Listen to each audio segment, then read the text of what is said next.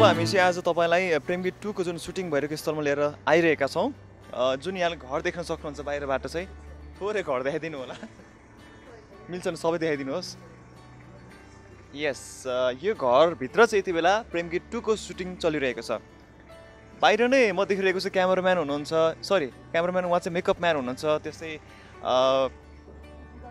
त्यस्तै किरणजी हुनुहुन्छ यहाँनिर, यो टिमको एकदमै महत्त्वपूर्ण एकजना व्यक्ति जसले चाहिँ पब्लिसिटीको जिम्मा लिनुभएको छ होल मुभीको नै। त्यस्तै साइडमा अर्को एकजना साथी हुनुहुन्छ, म उहाँलाई सोधेर भित्र छिर्ने प्रयास गर्नेछु। नमस्कार। नमस्ते, स्वागत छ यहाँलाई सबैलाई। नमस्ते। अनि बाहिर कुराकानी चल्दैछ?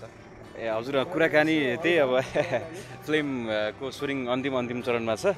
अब आगामी दिनमा कसरी अगाडि बढ्ने भन्ने विषयमा अलिकति प्लानिङ कुराकानी। म यो फिल्मको अब गीतकार पनि देख्दैछु, प्लस उहाँ मेकअप म्यान पनि हुनुहुन्छ। अनि ओके, गीतको यो लेखाइ चाहिँ एकदमै उत्कृष्ट भनेर अहिले त्यो बेला चाहिँ चर्चा भइरहेको छ। तपाईँको जुन गीतलाई कसरी यो फिल्ममा चाहिँ अब यस्तो हो, अब यसमा यो गीत लेख्ने भनेर त्यस्तो त होइन। म अब पेसाले अब मेकअप आर्टिस्ट नै गरिरहेको हो। अब त्यही बेलामा अब त्यही मेकअपको सरसल्लाह गर्न म हाम्रो सन्तोषजीहरूकोमा गएको थिएँ। अनि त्यहाँ जाँदा अनि एउटा गीत चाहिँ आवश्यक छ भन्ने कुरा थियो होइन। अनि पछि अब मैले फेसबुकमा अलिअलि स्ट्याटसहरू चाहिँ हल्का फुल्का हालिरहन्थेँ। अनि त्यसपछि हाम्रो प्रदीपजीले अनि ल होइन अमृत दाइ लेख्नु पऱ्यो भन्नुभयो, कहाँ सक्छु म भने मैले होइन। अनि अब त्यो चाहिँ होइन भने अनि पछि अब चाहिँ किरणजीहरू सबै हाम्रो होइन टिम क्रुहरूले होइन अमृत यार लेख्नुपर्छ होइन। अब यस्तो लेख्ने मान्छेले लेख्दा के बिग्रियो त होइन। अब ट्राई गरौँ होइन, राम्रो भयो भने हाल्ने हो होइन, नभए त ठिक छ नि, अरूहरूले पनि लेखिरहेछन् भन्ने कुरा हो। ल ठिकै छ भने अनि के सोचेँ भने अब मैले अब एउटा बानी चाहिँ कस्तो भने अब एउटा फिल्म गर्ने भइसकेपछि मेकअप आर्टिस्ट भइसक्यो हुन त मैले खासै केही गर्न नसके पनि केही गर्न सक्छु कि मेकअपमा अलिकति केही होइन चेन्ज गर्न सक्छु कि भनेर चाहिँ स्क्रिप्ट पढ्छु म चाहिँ होइन। अब त्यही पनि मैले चाहिँ प्रेम गीतको चाहिँ स्क्रिप्ट पढिसकेको थिएँ। अनि अब मेकअपमा कसरी के गर्न सकिन्छ भने 3-3वटा लुक छ प्रदीपको भन्ने हिसाबले। अनि त्यो भएर अनि स्क्रिप्ट पढिसकेको हिसाबले अब स्क्रिप्टकै आधारमा चाहिँ लेखौँ न त भन्ने दिमाग आयो है मेरो। अनि पछि त्यो स्क्रिप्ट हेर्दै त्यसैलाई चाहिँ अब स्क्रिप्टभित्रै नै बसेर त्यो सिचुएसन अनुसारै लेखेको हो। अब सेलेक्ट हुन्छ भन्ने चाहिँ थिएन होइन, सरप्राइज भयो, एकदमै सरप्राइजै भएन, कति पनि थिएन कि ठिकै छ भन्नुभयो। अब दिदिउँ न त अलिअलि हुन्छ भने भन्ने हिसाबले चाहिँ म त्यसरी चाहिँ दिँदैको हो। अब अनि पछि चाहिँ ल सेलेक्ट भयो भने खुसी छु होइन। जाँदै गर्दाखेरि मैले त्यो साइडमा चाहिँ कुनापट्टि हाम्रो एकजना टिमको अर्को एकजना मेम्बर हुनुहुन्छ, उहाँ चाहिँ थाहा छैन उहाँ के गर्दै हुनुहुन्छ, बाइकमा अलिक स्प्रे छर्दै हुनुहुन्थ्यो अघि नै बाटो। हिमालजी नमस्कार। नमस्ते हजुर, यहाँलाई स्वागत छ। एकदम धन्यवाद। के छर्दै हुनुहुन्थ्यो? बेगन हो? बाइक होइन, बाइक हल्का त्यो चेन चाहिँ अलिकति दुलो भएको थियो, त्यही हुनाले फोहोरहरूमा अलिकति स्प्रे छर्दै थियो। स्प्रे छर्दै हुनुहुन्थ्यो हजुर। कपालमा चाहिँ के छर्नु भयो तपाईँले? कपालमा त केही छरिया छैन है। यहाँको कपाल एकदम राम्रो देखिरहेको छ। Thank you. मुभी आउँदै गर्नु, यहाँसँग कुराकानी गर्दै भित्र छौँ। ओके, मुभी जुन मेकिङमा तपाईँ सुरुदेखि हुनुहुन्छ, फर्स्ट प्रेम गीतदेखि लिएर होइन अहिले पनि तपाईँ हुनुहुन्छ, तपाईँको अलिकति आफ्नो एक्सपिरियन्स भनिदिनुहोस् न कस्तो रहेको छ? जे होस्, अब एउटा नयाँ एक्सपिरियन्स पनि भयो है। अनि पहिला चाहिँ म अब प्रेम गीत हुँदाखेरि चाहिँ म पछि मुभीको इन्ड पछि मात्रै आएँ। अब यो प्रोजेक्टमा चाहिँ अब सुरुदेखि नै काम गरियो। तपाईँ चाहिँ अलराउन्डर? हजुर, अलराउन्डर भन्दा मैले चाहिँ खासै फाइनेन्स हेर्छु होइन। अनि त्यसपछि चाहिँ अब प्लस सन्तोष दाईको कामहरू चाहिँ सबै मैले नै हेरिरहेको छु अहिलेसम्म। आज सन्तोष जी कहाँ जानु भएको छ? सन्तोष दाई भर्खर आइसक्छ यता, भर्खर आउनु भएको छ। हजुर, उहाँलाई म देखिरहेको छु, अघि नैबाट खोज्दैछु उहाँलाई। हजुर, अलिक पछाडि हुनुहुन्छ उहाँ चाहिँ। ओके, यहाँको आफ्नो एक्सपिरियन्स चाहिँ रमाइलो भइरहेको छ? एक्सपिरियन्स चाहिँ हजुर रमाइलो नै भयो, जस धेरै कुराहरू सिक्न पाइयो है। टाइम म्यानेजमेन्ट पनि सिकियो एउटा है, टाइमको भ्याल्यु थाहा पाइयो, पैसाको भ्याल्यु थाहा पाइयो, त्यही हो। Okay, thank you so much. हस्, थ्याङ्क यू।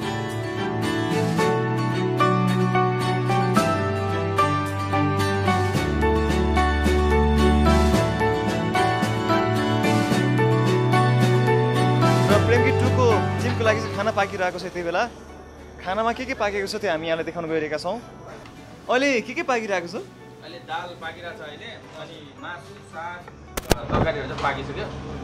अनि हाम्रो दाल खाना पकाउने आइटममा के छ?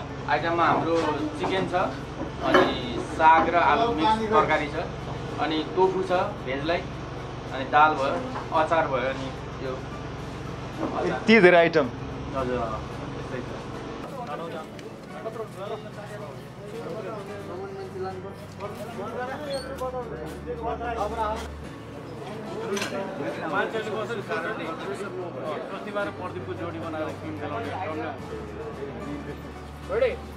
Let's move. Rolling. Action.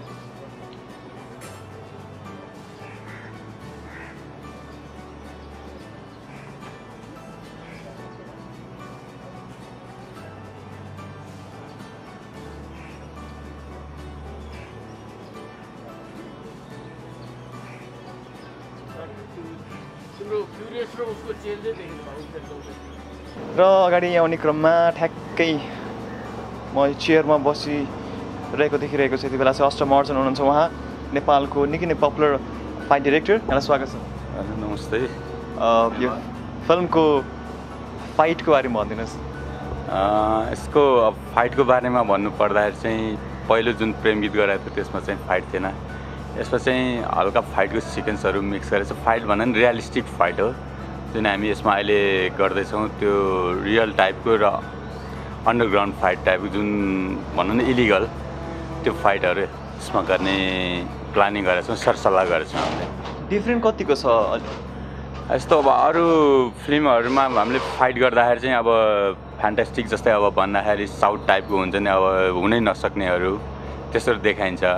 यसमा चाहिँ त्यो हुनै नसक्ने फ्यान्टास्टिक टाइपको नभइकन रियलिस्टिक जसरी हान्दाखेरि मान्छे ढल्छ, अब मान्छेले आफूले हान्न सक्ने र आफूले दिन सक्ने सर्टहरू रियलिस्टिक टाइपको चाहिँ हामी कन्ट्याक्ट टच फाइट गर्दैछौँ। यसमा प्रदीप खड्काले कस्तो काम गरेको छ? उहाँको फाइटलाई तपाईँ कति मूल्याङ्कन गर्नुहुन्छ, कुन वेमा हेर्नुहुन्छ, कस्तो छ उहाँलाई रेटिङ दिनुहोस् न। होइन, उहाँ त अब एउटा भनौँ न फिल्म क्षेत्रमा एउटा सफल कलाकार भइसकेको छ। जहाँसम्म मलाई लाग्छ उहाँले गर्न सक्नुहुन्छ। अहिले हामी जुन प्र्याक्टिस गरेर छौँ, पहिले अब फाइट हुनुभन्दा पूर्व अगाडि नै हामीले यसको कम्पोज गर्दैछौँ। कम्पोजमा पनि उहाँले राम्रै गरिरहनु भएको छ र उहाँले सक्नुहुन्छ पनि।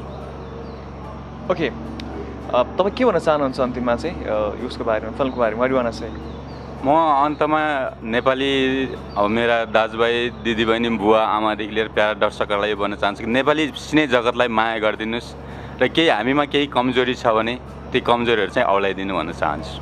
Thank you so much. उहाँ हुनुहुन्थ्यो अष्टम अर्जुन। अब हामी फेरि भित्र छिर्दैछौँ र भित्र जाने क्रममा चाहिँ यस फेरि भेट भयो हाम्रो। अब चाहिँ भित्र जाने क्रममा सुटको तयारी भइरहेको छ।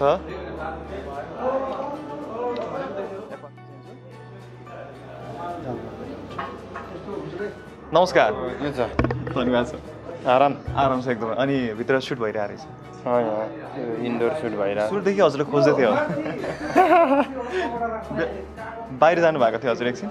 त्यहाँ हामी त हाम्रो सेट हेर्न गइरहेको थियो क्या, हाम्रो फाइट डाइरेक्टरले लिएर त्यो सेटहरू मिलाउनलाई। पर्सि सुट छ नि त, अब क्लाइमेक्सको काम भइरहेछ, त्यो भएर अब सेटमा त प्रप्सहरू के हाल्ने भनेर त्यो। अनि अलमोस्ट अब यो सुटिङको चाहिँ अन्तिमतिर यो फिल्मको मेकिङमा रहेको छ। यो अहिलेसम्म आइपुग्दाखेरिको तपाईँको आफ्नो अनुभव, अब नेपालको सुटहरू बाँकी चाहिँ हामी देखिरहेका छौँ, कति समय चल्छ यो सुट चाहिँ? अब हाम्रो लगभग 4 दिनमा लगभग हाम्रो प्याकअप हुन्छ होला र अब हामी चाहिँ अब 3-4 सेड्युल लिएर हामीले काम गऱ्यौँ। अब थाइल्यान्ड जाँदा, रारा जाँदा, अनि यहीँ काठमाडौँमा पनि 2टा सेड्युलमा काम गऱ्यौँ। एकदमै रमाइलो भयो यसपालि, किनभने अब पहिलाको अनुभवहरू पनि सबै खर्चेको कारणले पनि एकदमै राम्रो भयो। इन्डोर सुट हो यो, र इन्डोर सुटमा चाहिँ यो फ्यामिलीको सिन हो पक्कै पनि। वरिष्ठ कलाकार बन्छन् हामी देखिरहेका छौँ यति बेला।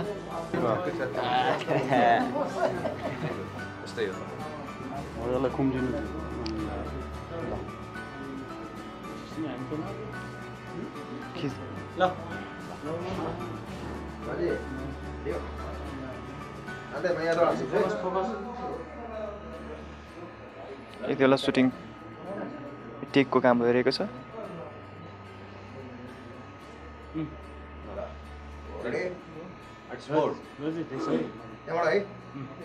Rolling.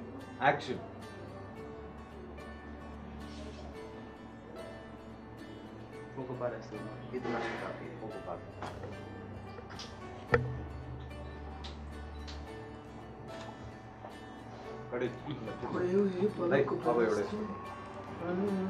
जस्तै अब क्यामेराभन्दा पछाडि पनि म बसिरहेको हुन्छु, त्यसपछिबाट सबै दाइहरूले, हाम्रो पुरु दाइहरूले, डिरेक्टर सरहरूले ल यो भएन त्यो भएन कसैलाई कराइरहेको हुन्छ, अन द स्पोट कहिले के फेर्नुपर्ने हुन्छ, कहिले के गर्नुपर्ने हुन्छ, सबैजना रसमा। अब ठ्याक्क अगाडि 2 जना मात्र भयो भने पछाडि 20-30 जना हुन्छ, उनीहरूलाई क्याप्चर गर्थ्यो भन्दा पछाडि म बसेर क्याप्चर गरिरहेको हुन्छु। रमाइलो छ, हेर्दाखेरि मजा आउँछ। सबभन्दा यादगार सबै मोमेन्टहरू एकदम यादगारै छ। तपाईँको अब हामी मेन त अब रारामा जाँदाखेरि एकदमै चिसो थियो, जहाँ चाहिँ हिउँले खुट्टासम्म आउनुपर्ने हिउँहरू थियो। त्यो गर्दाखेरि कहिले क्यामेरा खस्ने, कहिले चिप्लिने, लड्दै पड्दै गर्दा रमाइलो छ। त्यो पलहरू एकदमै रमाइलो छ। अनि अब थाइल्यान्डमा त्यो गर्मी, अब हामी त्यति धेरै गर्मी सहनु सक्दैन, पसिना सबैजनाको मेकअप गऱ्यो, फेरि बगिहाल्ने, रमाइलो छ। सबै पार्टहरू एकदमै रमाइलो थियो। जिन्दगीमा रियरली मात्रै कहिलेकाहीँ यस्तो कथाहरू बनिरहेको हुन्छ जुन चाहिँ म आफै डिरेक्सन गर्न पाएँ हुन्थ्यो भने जो कोहीलाई लाग्छ, जो कोहीलाई एज अ राइटर जसले काम गरिरहेको हुन्छ उसलाई पनि लेखिराख्दाखेरि ओहो यो चिज अर्काले गर्दा केही बिग्रिने हो कि यस्तो खालको हुन्छ। यो प्रेम गीत 2 को टाइममा मलाई त्यही फिल भएको थियो लेखिराख्दाखेरि, र मलाई त्यस्तो फिल भएको थियो यो चाहिँ मैले नै गर्नुपर्छ भन्ने खालको भित्र त्यो भएको थियो। मेरो त्यो भावनालाई ठ्याक्क हाम्रो सन्तोष सरले बुझे जस्तो लाग्यो।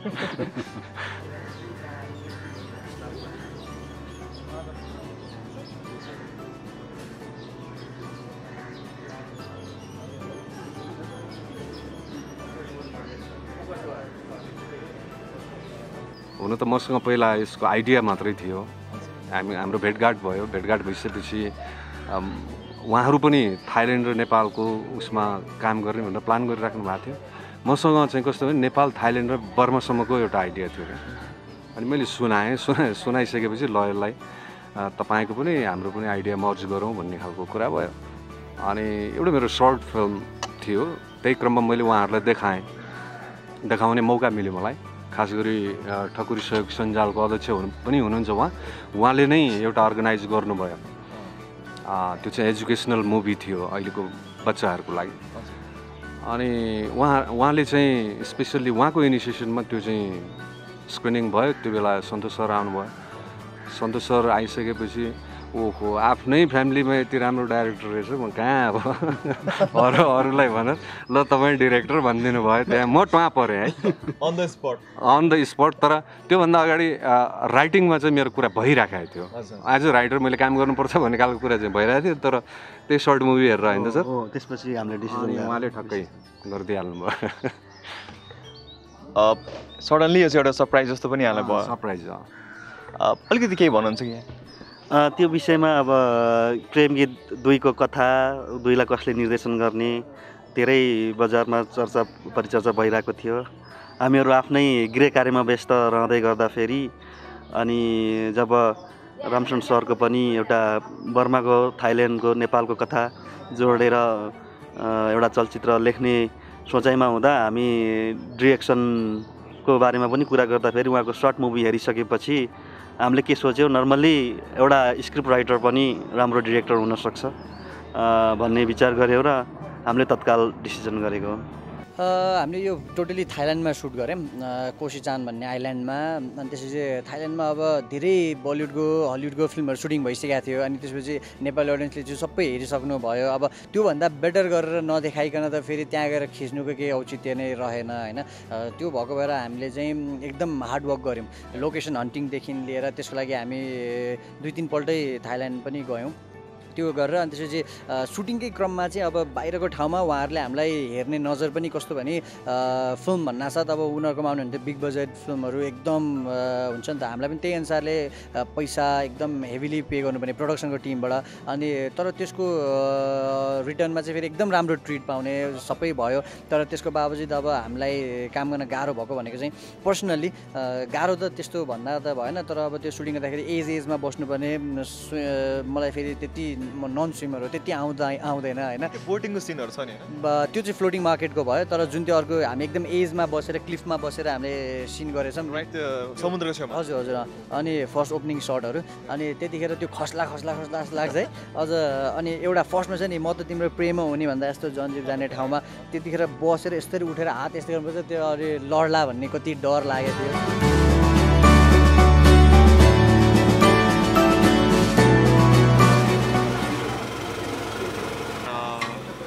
दाल छ यसमा, त्यसपछि यतापट्टि मासु छ, मैले खाइसकेको छु अलमोस्ट। यतापट्टि यो चटनी पनि छ, चटनीमा त्यसै अचार छ यतापट्टि, अनि यो यतापट्टि अलिकति सब्जी पनि छ, अनि भात छ होइन। Very tasty.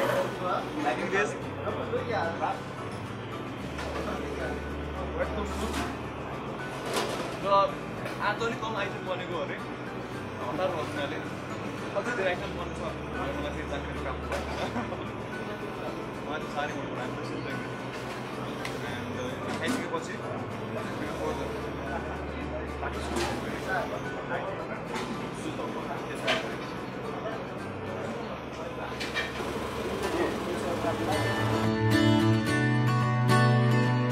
What do you want to say to your audience? के भन्न चाहनुहुन्छ?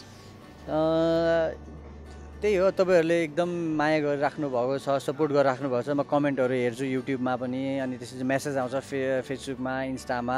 एकदम खुसी लाग्छ, किनभनेदेखि कतिपय चिजहरू हुन्छ नि, मास्टर कार्डले एउटा एड निकाल्छ नि, मनी कान्ट बाई एभ्रिथिङ अथवा समथिङ यस्तै के भनेर आउँछ नि, हो त्यस्तै लाग्छ। तपाईँहरूको माया भनेको जुन कुराहरू कसैले पनि तपाईँलाई फोर्स पनि गर्न सक्दैन, तपाईँहरूलाई किन्न पनि सक्दैन, त्यो चिजहरू पाउँदाखेरि धेरै कम भाग्यमानीले मात्र पाउँछन् होला। एन्ड बिङ वान अफ लभड होइन, त्यो हुँदाखेरि चाहिँ एकदम खुसी लाग्छ। नेपाली आर्टिस्टहरूमा, नेपाली एक्ट्रेसहरूमा एकदम माया पाएकोमा एकदम खुसी लाग्छ। तपाईँहरूले यसरी नै सधैँ माया गरिदिनु होस् भन्ने आशा राख्छु।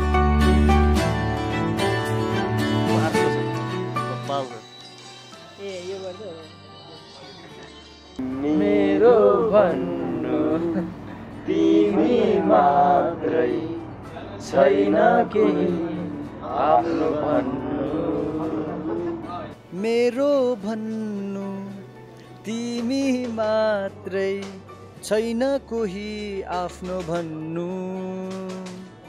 และมีความรู้สึกยังไงที่มาเมืองไทย นี่ประเทศไทยทำงานดีมากแล้วก็คนไทยชอบแล้วชอบมากๆ คนไทยชอบมาก แล้วก็อาหารอร่อยมากแล้วก็คน त हामी थाइल्यान्डमा अलिकति मतलब एउटा के एक्सपिरियन्स भएको छ भन्दाखेरि अब यो त भन्नु नहुने कुरा मैले भन्नु